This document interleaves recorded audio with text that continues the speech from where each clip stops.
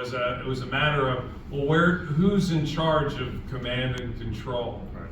And I actually got this from a very, very reliable source. Maybe he was a former CAC CG, but there was some initial thought that we would send the command and control. I don't think they were calling Mission Command Center of Excellence, to Fort Gordon, the signal school, and that didn't get a lot of play because well, let's go back to the command component of that.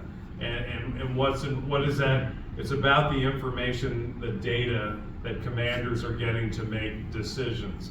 The control component of it supports that, and getting that right. And as a lot of you in this room know, we don't get that balance quite right. And that's what we're endeavoring to do, is put the commanders first, and that's what our focus is right now. And the other thing on this, Yeah. on this thing here, Yep. And this is not a new idea. A couple chiefs of staff in the Army ago were like, well, if I could just get off an airplane anywhere in the world, turn my phone on, why can't our network be like that? Well, because there's a whole lot of infrastructure that's out there that enables you to do that. Yes, sir. So unless you want to put that in place, protect it, you've got to pick and choose where you want to have, that connectivity. And that infrastructure, this reminds General Paul Stanton, who's the Cyber Center of Excellence CG.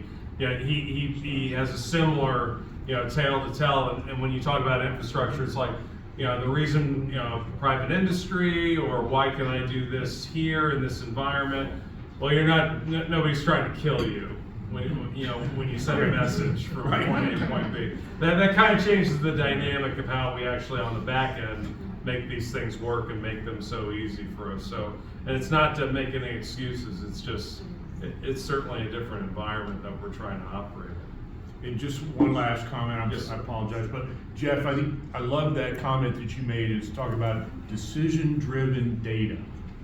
There's a lot of data out there, and General Perkins used to tell me, look, there's certain things I don't need to know at a specific point in time in the battle, okay? I don't necessarily need to know who my casualties were unless it's going to impact the organization. I want to know that afterwards, so I can send condolences to families, etc. But when we're actually, no kidding, going, driving down Main Street in Baghdad, I need to know how much ammo we got, how much fuel we got, how many combat vehicles are operable. And unfortunately, if you're not careful, data will become an end in itself, as opposed to understanding that all it is to be able to facilitate decision making. Absolutely. I feel like we're getting more out of this than the rest of you. Thank you, sir. That was great. Okay, I'll start all our questions. We've talked about this already a bit, but some, I think, concrete steps is what this question is getting after. How is the Army becoming data-centric? Jeff? I'll try. So I tried to. One thing I didn't mention in my initial remarks. A big part of it is data literacy, and a big emphasis that we have right now, from General Beagle on down, is making sure that our professional military education, and really ultimately also our civilian education, is focused on data literacy. That when you come in initially as an Army soldier, as a Army civilian, you are informed, taught that data is available for you to do your job, and so are analytics, and that you have this. You just know that you don't have to do everything manually. You don't have to accept the way things have always been done. There are ways for you to get the info you need. And please be inquisitive, and please reach out in that regard. For us, data literacy, though, is not just what you get when you first walk in the door as a new soldier or civilian. It is what you get at intermediate stages of your education, like as a staff sergeant, or as a captain or a major, or as a young warrant officer. There's another level of data literacy that you need to receive. And then likewise at the senior level, same thing, is there's another layer. And we have broken out our approach. We call them personas, but you can think of them just, it goes by roles. What's your job, and to what extent do you have to have a familiarity with data and analytics? Because we want you to be educated for that role, really regardless of whatever specialty or title you have. If your role calls for you to have that level of data knowledge, we want you to have it. So that is a really big emphasis for us right now. We are currently working with those organizations. I'm trying to stay out of Army talk here. Those organizations that write the lesson plans and the programs of instruction, we are working with them to implement this Common Core instruction starting in the summer. But I should say that a lot of the centers of excellence already do some degree of data literacy, data education, based on what their particular student population needs. Our challenge is that it's not everybody. It's not pervasive across the Army, and it's not something that occurs at every level, and that's exactly where we're going. The pre-command course, which is the main one, is taught in Leavenworth. There are other pre-command courses out in the centers, but those are starting to incorporate a data literacy segment. And for them, I think it is, hey, did you know there are Army data platforms available for you? Did you know that there are tools readily available you can just bring in and have your folks working with them?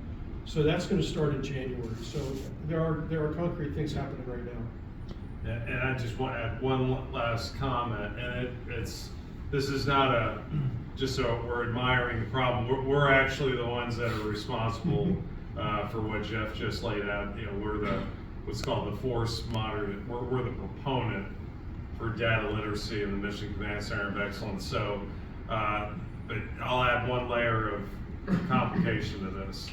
And it gets to, well, how are you going to do this? Well, we have to develop this common core that if you're a you're a cadet at West Point right now, say you're a junior, when you come into academic year 25 in your first course, you're getting some sort of common core in accordance with your persona, ability to use data. And then that's going to follow you through a professional military education path all the way up to battalion, brigade command throughout your entire life.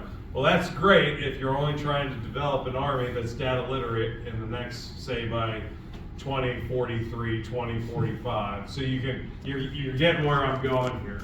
We've got to create that common core so that we're creating this for all as a deliberate evolutionary process. But we also have this thing called the current Army. And so some of those ideas that Jeff was talking about, including it in PCC, I think some folks like Scott and I'm actually heading up to Carnegie Mellon next week to take a 5-day senior leader data literacy course. And that's some of the in-stride actions that we're going to have to take to close that gap and become a more data literate Army. What's the next question? Dom, yeah. Go ahead, data literacy, hit that. So how is the Army changing from data-driven decision-making to decision-making driving data strategy? Okay, I'll start again. So there's been a lot of literature out there in industry, really everywhere, that does say data-driven decisions, right? And it is, for a lot of industry, you are dealing with a fixed set of data that you're very familiar with, and you can make your business a lot more effective and efficient if you better understand the data that you already have. But it has all the challenges, sir, that you talked about. Is a lot of the data, we all have data that we just flat don't need, right? Like at my house, we still have a list of the Christmas card list from like 20 years ago. For some reason, we kept it right. That's data we no longer need. You're supposed to write those cards. I know, I'm dating myself. Right? Jeff, I think it's important to note technologies are gonna make all sorts of data that we don't even realize that will be useful in the future. Sure. Sensors, sense making, and making sense of that sense is gonna enable data literacy. Well, if a lot of us are car service, right? If you ever spent hours staring at a video from an unmanned aerial vehicle that was flying somewhere over Iraq or Afghanistan, and that was just basically wasted time because you were just watching it. It was all data, right? But none of it was really relevant. And so the change is focus on the decisions that have to be made. Start there. That is the beginning. And then from there, start asking yourself, well, if I have to make a decision, what information do I need? And how does that information need to be presented to me? Define that. And then, it's really a backwards planning process. If that's the visualization I need, what application or what tools are going to give me that visualization? You need to find those tools. Then the question becomes, well, what data sources do those applications and tools need? And so you walk your way from the decision to the precise data sources and the precise analytic tools that you need for the visualization to make the decision. So this is a training issue, quite frankly. And so that is how we are going to tackle it as we work the education, the more advanced education, I think, because this is actually a key leader thing that we really have to get into. But it's also the training. And there are some units out there right now that are actually very good at this already. But they've taken the time to figure out that these are the skills their people need, these are the processes that they have to go through, and therefore this is the preparation that people need, the skill sets and the training that they need to have. So it's taking these bright spots and reflecting that out to everyone else who hasn't figured it out yet. I like the reverse engineer of it, which if you looked at challenges or problems that maybe we've had in the past, we didn't approach it that way. We would build the piece of kit or equipment, we would field it to the unit, and the soldier that had to figure it out figured it out, painfully. And as our Army is so transient, we would be constantly chasing the tail of competency and readiness, because by the time we got a unit that was where it needed to be from, using that system, they were gone, and we were constantly trained. I can only think about this problem from commander first, from that reverse engineer. And so what we've been doing recently is, whether it be in exercises or contact points with the operational forces, is really trying to distill down what is that minimum. I don't want to say minimum because that makes it sound like we're just above the line, but what are those essential information requirements? We asked sitting brigade commanders that just came out of the National Training Center, what data or what information really drove your decision? And at first there's some apprehension, like, whoa, I don't know, am I making a decision for all? It's like, no, just, you're a human being that can only take in so much information, you can only process so much. So what was it that drove you to make a decision to put your firing battery over here or your maneuver element over there? And then you start getting at the heart, at the core of this, because we're going to have to lower our signature. Lowering our signature, there are technologies that are going to allow us to do that, but for now, that's going to mean reduced bandwidth, reduced pipe. And so now all of a sudden, it's like you really have to get serious about what you want flowing through that pipe in a reliable way. Keep it focused on the decision maker, and then reverse engineer it. And for me, that's a good way to get my arms around this whole notion of decision-driven data. Just a dog pile on that, as far as the implementation. So from the material side, the challenge is everybody in this room will make a decision a different way. We'll need different information to make those decisions. And so one of the big things we've been keying on with our our manifestation of the system is user-defined. So I know Jeff from Microsoft had to leave, but God bless Bill Gates for allowing us the ability to make PowerPoint any which way we want. We can count on it. So and that's where we want to get with our systems, so that we can be adaptable to those different commanders, allowing them to see and capitalize on the depth and breadth of the data available to make those decisions. Okay, I will stop on my questions because I want to open it up to anyone that has any other questions from the audience. Well, I wanted to offer some additional information on, so how do you achieve this data centricity? So Technet Augusta, some of us were probably there.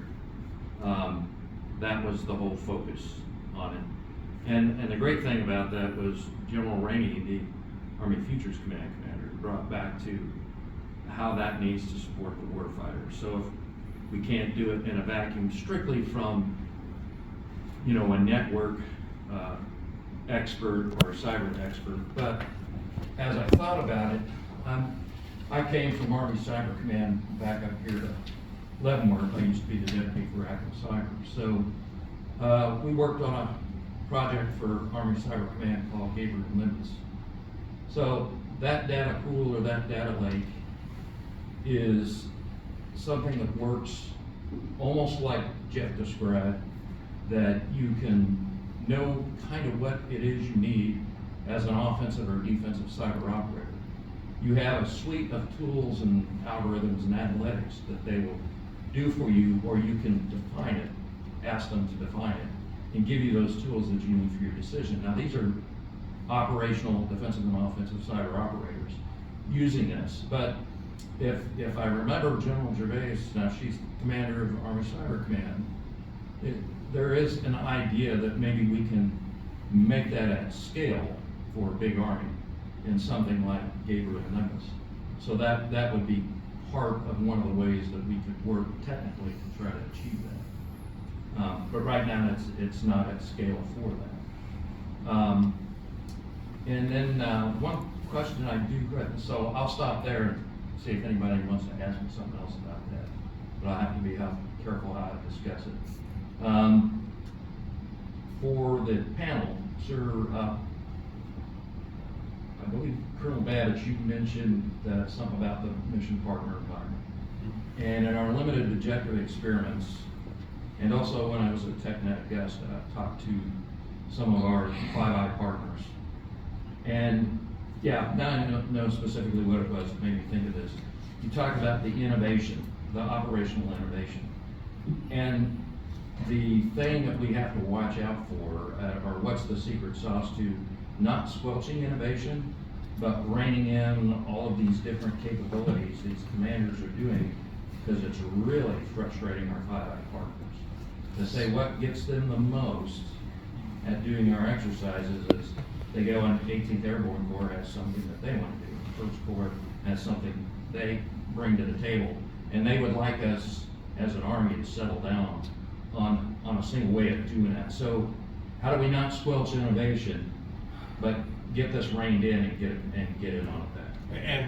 And my comment, and absolutely, and the interoperability piece, how we work with our joint partners, how we work with our partners and allies. So there's a bit of a reckoning that we're dealing with within the Army, which is if you're thinking, large scale combat operations, and the key word there is scalability. And so I want any given corps in our Army to be able to talk to any given division in our Army, to be able to, so on and so forth. And I want to be able to talk to partners, and I want to be able to do this in a very rapid fashion. And the spirit of innovation, which we do have, and you gave an example, and there are great examples out there, and we're taking a very hard look at that filter, which is this scalable? And we're going to, and if we're going to look at it through the lens of a near peer adversary in large scale combat operations with, depth and breadth of the battlefield, every one of these boutique solutions, we have to take a very hard, sober look is this scalable? If it's scalable, is it immediately trainable? Can you immediately assume it or absorb it?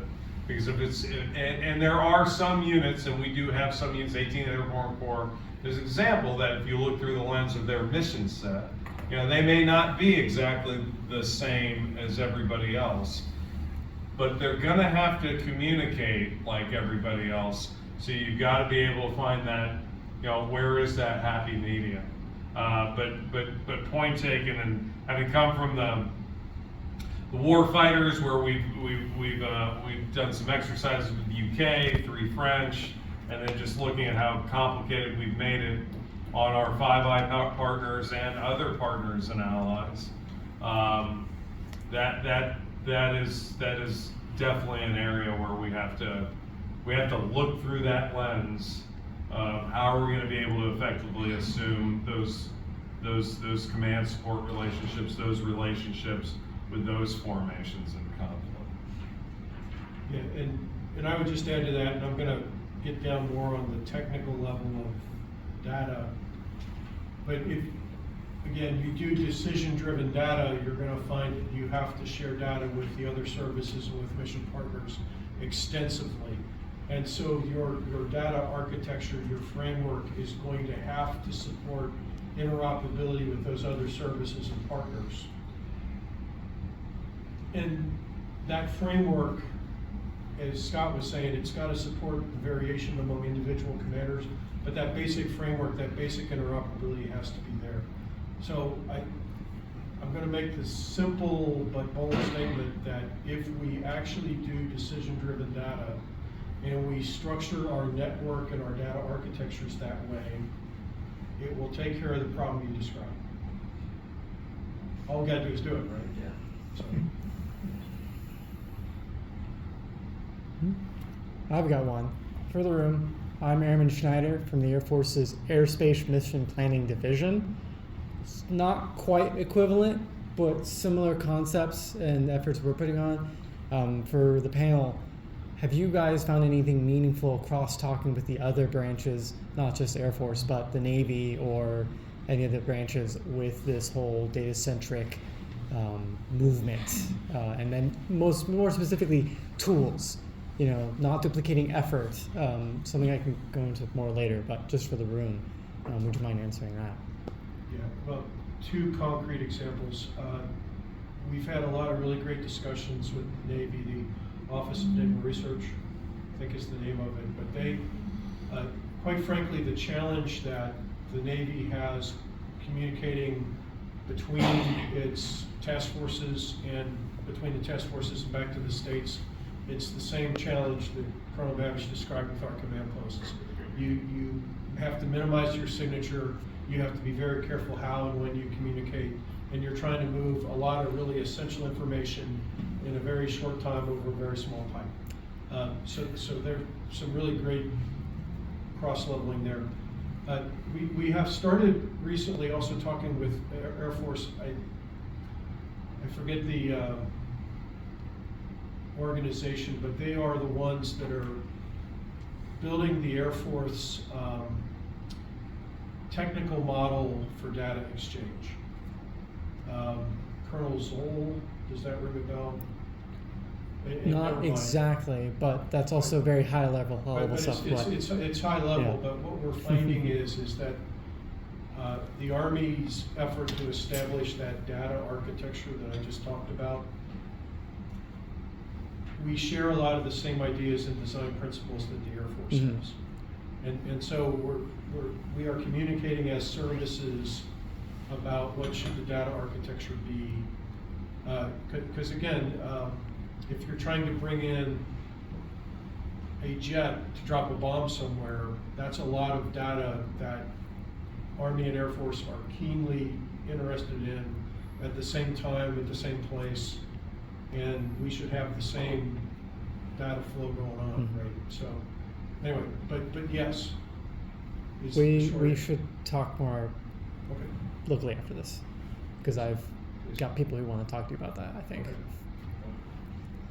The other way we do interface with that is we particularly our division, Concepts Requirements Division, and Lieutenant Colonel Slattery here in our Concepts branch, and a couple other folks. We integrate with and or interface with the Joint All-Domain Command and Control people that are in charge of that, both the CDID, C2, COT, cross-functional team, and Joint Staff J6 and J7. And, you know, there's a lot of the things for the joint staff that actually Air Force riders have been doing. Me being retired Air Force, I was able to push back on some of it that maybe wasn't good for the Army, but, you know, we work it out and try to work towards common solutions. But yeah, there are programs that they are doing that we are looking at that can benefit all the services through the JADC2 program, which, if anybody hears that, it's not a thing, it's not a system, it's taking what we have in existence in all the services and make it work together. It started out as a sensor to shooter kind of thing, but it's way more than that. We also support Title 10 war games across the Joint Force, so I've attended the Schriever War Games for the Space Force, Futures Game or Global Engagement for the Air Force, and other regionally aligned exercises, Northern Edge out in the Pacific, and Arcane Thunder out in Europe.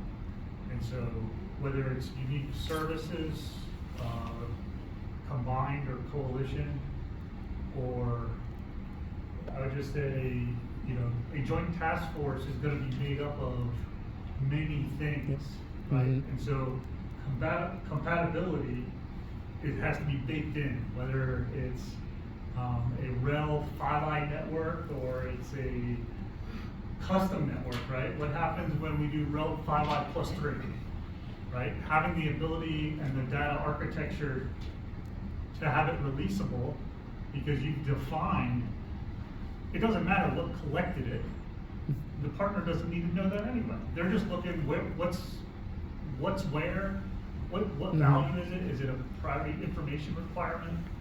And I think you'll see, so Schriever War Games, Space Force is really focused on acceptable space behaviors. They slap the table on what is the acceptable things to do in space, and the coalition